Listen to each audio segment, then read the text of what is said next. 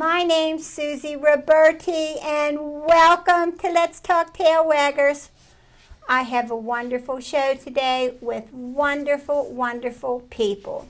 But before I get started, I want to say thank you to my favorite camera person. Thank you, Frank. BPTV is all volunteers, and you're more than welcome to come up and learn how to do cameras, do editing, and even if you'd like to do cameras for the show or go out on the field, there's wonderful, wonderful things to do, and it makes you feel so good when you volunteer and you see what wonderful work you can do. So now I am going to introduce my guests. And Susie Smith's here today. I'm back.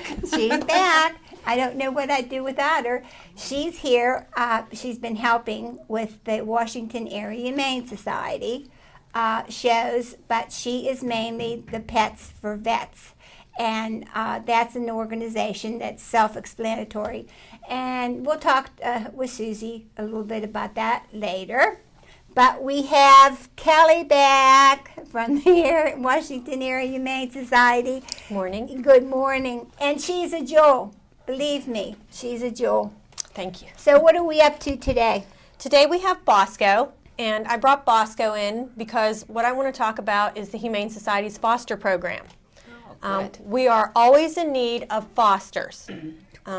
We have a lot of animals that come in short notice, and we need a waiting list of fosters to be ready to take those animals in, whether they're a female dog that have come in with puppies that need to be fostered until the puppies are old enough and the female can come back in and they can be adopted, to medical issues, to all sorts of things, social issues, until they can be resent to the shelter and be adopted. It's fantastic if you can't make a permanent commitment to an animal.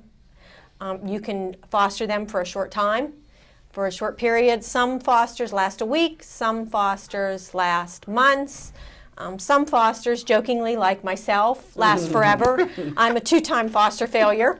I like that, foster failure. Oh, that's terrific. But Bosco is my foster right now, and I'll end up keeping him. And he's 11 years old. He came into us as a surrender, and an elderly couple couldn't take care of him anymore.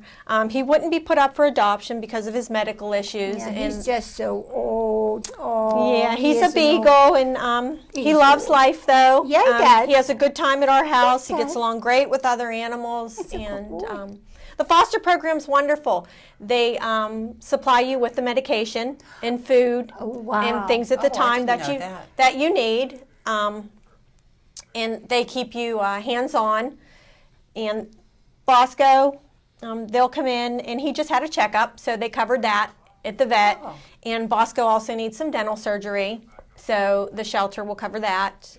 And now, would he just come back down to the shelter and get his medical treatment there with Dr. Voles or whoever? Dr. Voles or Dr. Rubus or Foyle. Okay. Wow. Oh, great doctors, too. That's wonderful. Absolutely So wonderful. if you don't have the time, whether you're a veteran or somebody that doesn't have the time to make a full commitment to an animal due to scheduling or whatever, it would be great. It is kitten season. We have lots and lots of mom cats and kittens that need foster homes until the kittens are 8 weeks old, and they can come back and be spayed, neutered, along with the mother and vaccinated and get ready to be adopted. Wow. Now that would be sweet. And all you need for a foster is a private area for the animal to just relax and recuperate in. And you need time and love. Just need to give them lots of love. And just patience. Just patience and love. That's all you need. Now, that is the story in itself about the senior citizens that have to give their pets up. That I've done a few shows about that, and it's heartbreaking, really and truly, that they have to, when there's a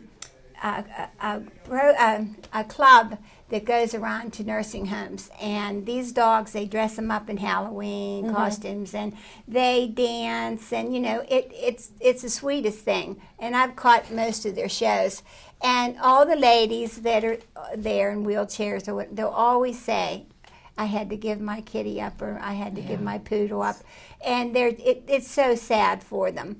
But if you can, there is an organization that you can go, and your dog can be trained so that you can go to the nursing homes, and visit with your dog, and that would be lovely. But it's nice to know that you guys are taking them in, and they were somebody's best friend. Well, Bosco was actually adopted to a couple as a puppy from our shelter. And like I said, they have gotten to the point where they had to go into an assisted living facility. So these are the same people that adopted him originally. Yes, they adopted him as a puppy. They had to go into an assisted living facility because they had difficulties themselves, difficulties taking care of an older dog with his issues.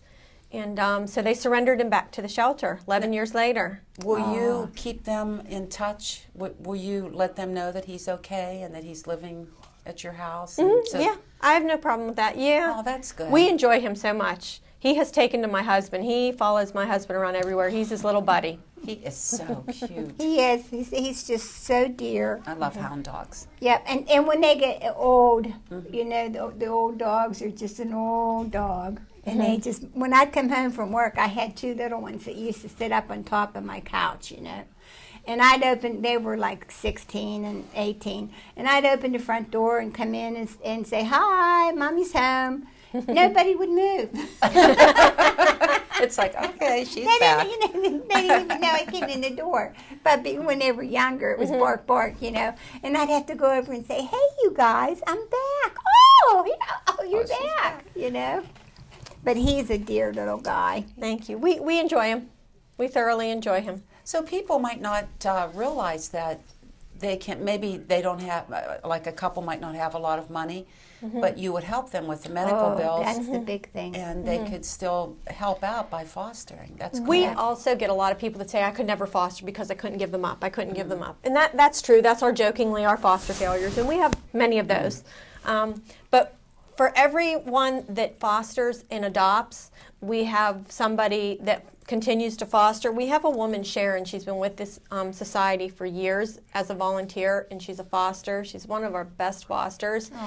She's currently fostering Shine. That was the beagle. Oh, Shine. I can't wait to meet him. That was found, that was emaciated, starved to death, and a Good Samaritan dropped him off. Yeah. And he's doing wonderful. They have his diabetes under control, but I asked her last night at our meeting, I said, "How can you give them back?" She said, "I've been doing this for several years, and over the years, I've fostered 14 dogs. Wow. And I've been able to get them ready to go back and go into homes, so that she does a lot more by not adopting and fostering, recuperating, and sending them back to be adopted." Well, that's nice because she does get to learn their personalities, their true personalities too. If when you foster. Now, Jimmy and I have fostered a couple litters of puppies from an hour old, and that has been a lot of work, but it was really rewarding. I didn't know anything about it the first time I fostered a litter of puppies, but the mother Did was... you feed them with Bubba's? the bottle and everything, yeah. It was a Rottweiler down at the Washington Area Humane Society who had pups. And she didn't even realize she had the pups. She just stepped on them and walked away as if. Aww. So within the first hour, we had the whole litter, and we split them up among a group of us, and we took them to work with us. We, we didn't get any sleep for a while, but it was so worth it, though. In fact, some are still around today. It's been quite a few years, but there's a couple still out there. My Lord. Fantastic. That'd be too precious, huh? It's an experience. And just to let you guys know, Sharon's not a saint either. She's a 3-time foster failure. She has 3 of them. So she has adopted too. It's hard not to. Huh. Well, some are meant to stay, and some are meant to just pass through and move on to their real Well, home. he's just a good old guy, and he just needs somebody to love him. And if he does get ill, then you can notify them, and he can get his medicine. And he really doesn't want to do anything. He's strange right now, but he just wants to just truly lay down and look around. Did you say he's better when he's moving because of his arthritis? Does he seem... We make sure we exercise him daily all the time to You get have him to. up and moving so, you know, he doesn't stiffen up.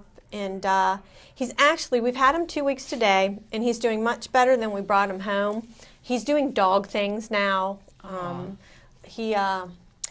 I hate to say this, but he lifts his leg now when he uses the bathroom. And he wasn't doing that before because he didn't have the strength. He would just stand there and Oh, that is a big move and he's forward. smelling the grass and doing beagle things and letting his nose get him into trouble. And He's What living you his doing, life old now. man?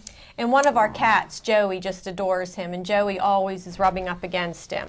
Oh, So, and he likes that. He enjoys that. he has a little friend. Yes.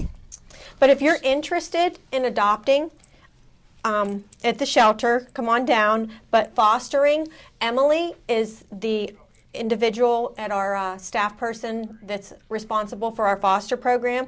You could call Emily. We also have information on the website, and we have an application process, and we also have started actually a foster class prior to you fostering to provide you educational information and everything before you bring your foster home. You seem to have a lot more educational programs there now than they ever did before. Yeah. It seems That's to be wonderful. moving forward.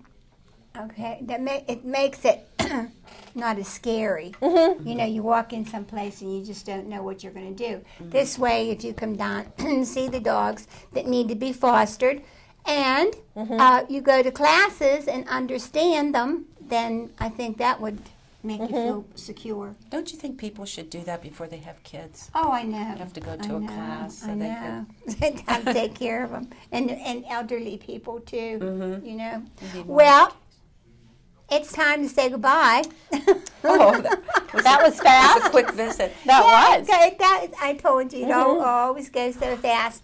I really love you coming here, and I'm so proud that the Tail Waggers are helping you. And we hope to see you quite often so that we can just keep this rolling along and getting people really interested in seeing, because there are so many fabulous things about that little place down there. And I keep learning, you know, something. It's really moving forward. Yeah. And another thing is that this show will be posted on the Washington Area Humane Society website.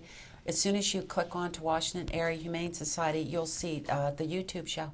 It's on there. We have it on there. Oh, how nice. That's wonderful. So that people will get to know all about it. Well, I thank you, sweetheart. And do you have any idea what next guy's going to come, or is that going to be a surprise? That will be a surprise. That's because I'm not sure yet.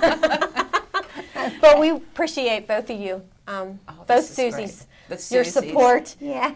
and Okay. everything that you do for the Humane Society, the animals and staff and volunteers. All thank you guys. Well, we love them. We thank you. Smile into the and say thank you. Thank you.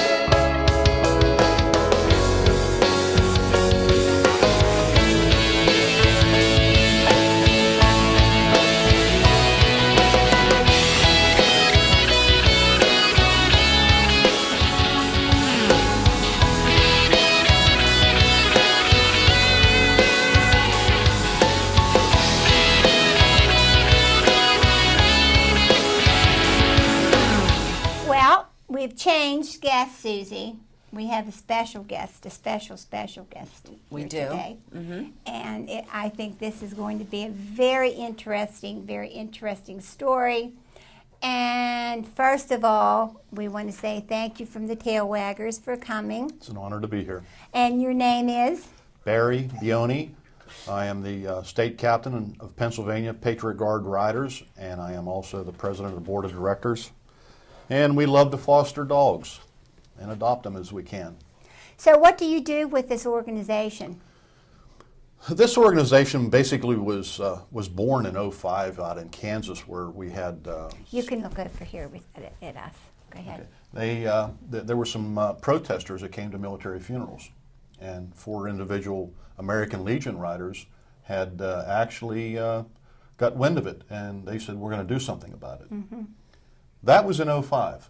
This is the year of 12, mm-hmm. and we are up to 246,000 members throughout the United States. Wow. And we have 5,400 members in Pennsylvania. Wow. I didn't realize it was that big. How wonderful. It's an organization that's started grassroots, and it's an organization that unfortunately we have to be in existence for the families, the surviving families. We do what's called the KIA, which most people know is Killed in Action Soldiers. And basically, we also support the veterans when they pass away.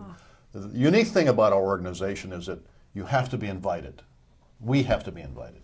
We do not believe in going and pushing our way into a family's desire, or not desire, but their need at that particular time. We have a process. We have what's called a DOD, that's notification from the government of this death of a soldier. From that point, we work through a couple forts, Meade for one, Drum for another. We get permission to obtain the phone number of a casualty assistance officer. From that point on, we utilize him as our main contact to the family. And this is how we get our invitation. Wow. We are not forward with it. We're kind of, we like to go in the back door. Mm-hmm. In the event that we have a problem with a CAO, we'll go to the priest, chaplain, or whatever the case may be, or the funeral home director, and utilize that process. All the nuts and bolts fall together. Veterans are a little bit harder to do. You know, probably everybody here has buried one themselves, but a family member, and you only have a couple days to work. Mm-hmm. And we're behind the 8 ball before we get started. Wow. And at 99% of the time it comes together. It's not a great gift. I think it is. No, I'm referring to the items that we do give. Go we give ahead. out to the surviving families. Mm-hmm. We have a plaque that we give, and we have this book for the KIA members. And this book basically is compiled of 25 different Gold Star parents. They've written about their experiences and how they recovered. And how they've lost their children. In combat, they lost their children. And then this is a Gold Star mother who wrote the book. My. Oh, my. And where could you get this? You can get that off of Amazon.com. Wow. She herself, as I said, her husband are Gold Star parents. She's done a remarkable program. We buy and supply books to each and individual KIA throughout the whole state when it transpires, which I wish we could never, ever give another book away, but let's face reality. Yeah. The plaque is a memorial for the survivors. It's a nice touch.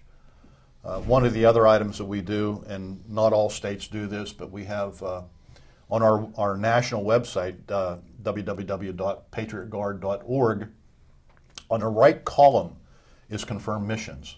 And people go in and they make condolences. And you might get 4, 5, 6 pages. And we print those because 90% of the families don't either have the time, the knowledge, or the desire at that particular time. So we print it out. Later on, that's fantastic. They'll read that. What you guys are doing. It's to honor our fellow veterans. But, you know, it means a lot to me because tomorrow will be 11 months since I lost my dad, and he was a World War II Marine, and I come from a veteran family, and it meant everything to me when you know, the Guard showed up and saluted my dad. Sure, because he's being thought of. He was being thought of, and it made me realize that other people knew that he was really special for giving that his time. It's an honor. It's an honor, respect, and dignity. Mm-hmm. And this is our 3 words that we basically utilize in our organization. We have programs. We do Wreaths Across America. We're very supportive of that. We also pick the wreaths up, which no other organization does very often. Every first Wednesday of the month, we go to the National Cemetery of the Alleghenies. We support the program for veterans who have not had their military rights. And we bring up, they bring up a bunch of names, and we're there. There's about 20 different people that will go to these, rain, shine, or cold, or whatever. And and it's appreciative. Some of the families are hearing about what we're doing on that first Wednesday, and they're showing up. Isn't that? Yeah, good things travel fast. Now we're going to get started talking about this. My other love. My other love. Yes. Yeah, all three of our dogs. We have 3 dogs, 3 cats. And none of them has ever been store-bought. Each of our animals have came to us in a different direction. I'll start off with Scruffy. They're all around 8 years old, 7, 8 years old. But Scruffy, years ago I had another dog identical. I mean, this has got to be the grandson. But what happened was a friend of my wife's knew what we liked. We love dogs, and when we have room, we bring the dog in. And they called and said, "Hey, we have this beautiful little Beagle Terrier mix," and my wife, the bell went off. She knew right Barry away. would love this dog. Long story short, we got the are. dog. They brought it over, and just like any animal that I'm attracted to, he came right to me. He didn't go to anyone else. So Isn't that amazing? it is, and he's They pick you, you don't pick them. that's definitely true. When my original dog, my original Boomer, looks like Scruffy, was killed by a car, I went everywhere. I went to the Humane Society. I went to Angel Ridge. I went and even to kennels looking for another animal. But my wife says, "Barry, you have to stop. You're looking for Boomer, and you're not going to find him." So I conceded the fact, and we went to a pet store up at Franklin Mall. I walked in, and there was this Chow Chow. I didn't know what a Chow Chow was. Long story short, this dog followed me around the store. I got upset, and I left the store. Because me and this guy was connecting, you know what I'm saying? And I never bought a dog in my life. So long story short, I walked outside into the hall, and the dog came with me. My wife says, "Barry, you better go back in." I said, "No, I never bought a dog. I'm not going to." Well, we had a dog. Oh, Yeah. honey, Well, look at his eyes twinkle. Yeah, you could see that. Yeah, Well, yeah. you know, what I thought was last year when you were at the dog party for the Pets for U.S. Vets, Barry came down with Bill and my husband and were setting up. But you had to leave because you had We had a mission. a mission. And his mission comes first. He came down, he set up for the dog party, off with the Patriot Guard. Well, that's where his heart is. It is. And now we It's- have a third one. Your third dog. Well, we have 2 more. We have the other dog is Willie. He's the little collie mix. He lived not far from us, and the poor guy, our hearts went out to him. He was never given the love that he needed. He was never played with. He was a little bit wild at first, and He was the on one you said was afraid of balls? Yes, Play he was ball? on a very short chain, and it wasn't even a doghouse. It was just like a lean-to against a tree, and storms, and this dog would go crazy. Oh, my God. So my wife would go up and say, "Could I take Willie down and we'll play in the yard with our other dog?" So this kept going on and on and on. And finally the lady says, "Why don't you just take him and keep him?" So that's Willie. Willie was afraid to play ball. We had an old Springer that loved ball. I mean, it didn't matter how old he was. He still wanted to play.